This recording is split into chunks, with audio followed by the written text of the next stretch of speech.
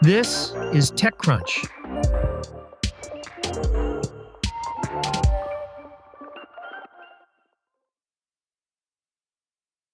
U.S. President Donald Trump touched down in Asia this week, not just for diplomacy, but to sign deals that could shape the next chapter of the global technology race. The U.S. inked technology prosperity deals with Japan and South Korea with an eye towards spurring collaboration on AI, semiconductors, quantum computing, biotech, space, 6G, and other technologies.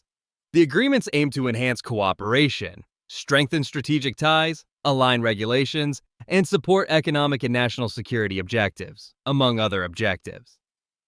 The new agreements follow roughly a month after the U.S. strengthened tech ties with the U.K. The U.S. is effectively locking in partnerships to tap Japan and Korea's expertise. Japan leads in advanced materials, robotics, and space technologies, while South Korea dominates memory chip production. Per the White House, the U.S.-Japan agreement aims to boost AI exports, enhance technology protections, and refocus collaboration on AI standards and innovation. Meanwhile, the U.S. and Korea will collaborate to ease operational burdens for tech companies, focusing on removing obstacles to innovative data localization and hosting architectures.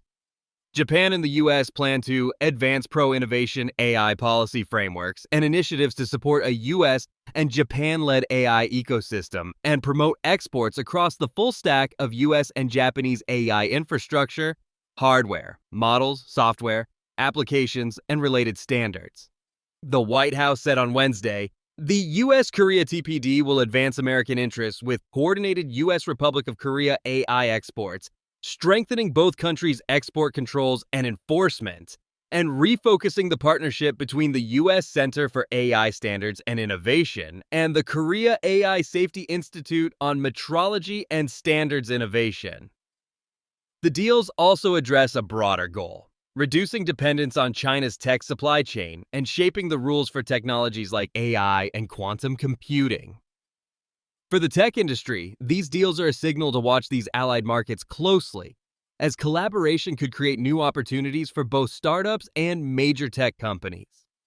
With the US, Japan, and South Korea aligning their tech strategies, future breakthroughs in AI, semiconductors, quantum computing, space, and 6G may come not just from individual labs, but from strategic partnerships aimed at staying ahead in the global tech race. Teenagers are trying to figure out where they fit in a world changing faster than any generation before them. They're bursting with emotions, hyper-stimulated, and chronically online. And now, AI companies have given them chatbots designed to never stop talking. The results have been catastrophic.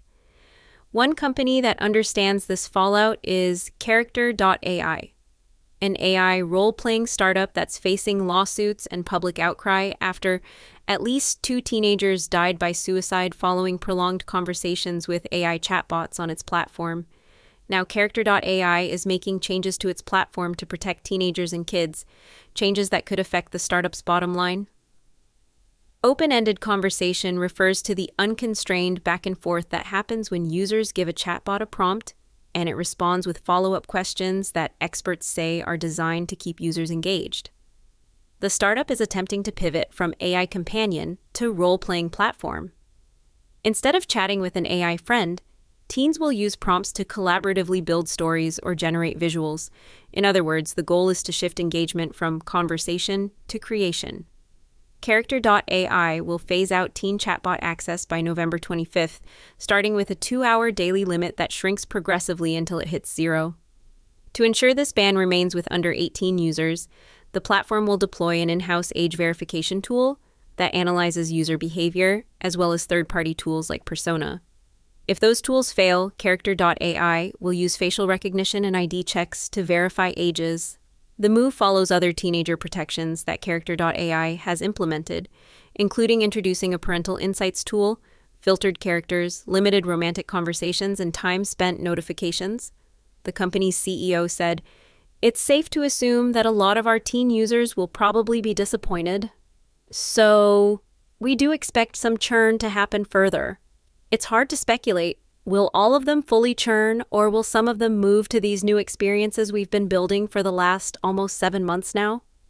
As part of Character.AI's push to transform the platform from a chat-centric app into a full-fledged content-driven social platform, the startup recently launched several new entertainment-focused features. In June, Character.AI rolled out Avatar FX, a video generation model that transforms images into animated videos, scenes, and interactive pre-populated storylines where users can step into narratives with their favorite characters, and Streams, a feature that allows dynamic interactions between any two characters. In August, Character.AI launched Community Feed, a social feed where users can share their characters, scenes, videos, and other content they make on the platform. In a statement addressed to users under teen, Character.AI apologized for the changes. We know that most of you use Character.AI to supercharge your creativity in ways that stay within the bounds of our content rules. We do not take this step of removing open-ended character chat lightly, but we do think that it's the right thing to do given the questions that have been raised about how teens do and should interact with this new technology.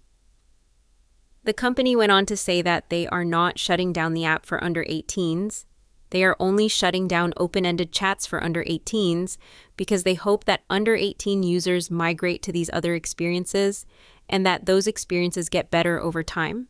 The company acknowledged that some teens might flock to other AI platforms, like OpenAI, that allow them to have open-ended conversations with chatbots. OpenAI has also come under fire recently after a teenager took his own life following long conversations with ChatGPT. Character.AI is making these decisions before regulators force its hand. On Tuesday, Senators Josh Hawley and Richard Blumenthal said they would introduce legislation to ban AI chatbot companions from being available to minors, following complaints from parents who said the products push their children into sexual conversations, self-harm, and suicide. Earlier this month, California became the first state to regulate AI companion chatbots by holding companies accountable if their chatbots fail to meet the law's safety standards.